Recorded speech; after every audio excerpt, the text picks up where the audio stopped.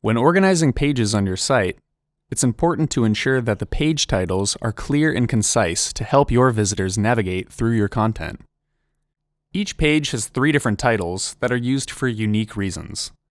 These 3 titles are page, navigation, and SEO titles.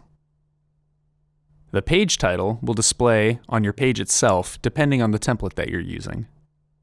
The navigation title creates the link that displays in your site's main, secondary, or footer navigation. The SEO title displays in browser tabs, search engine results, and when you share your site on social media. When a new page is created, you can add the page title right away, and this will automatically be applied to your navigation and SEO title. That said, you can always update this later on from within the page settings. To access your page's settings, start from the Home menu, select Pages, and then select the corresponding gear icon. Here you can update the page and navigation title. To add an SEO title, select the SEO tab, make your change, and then select Save.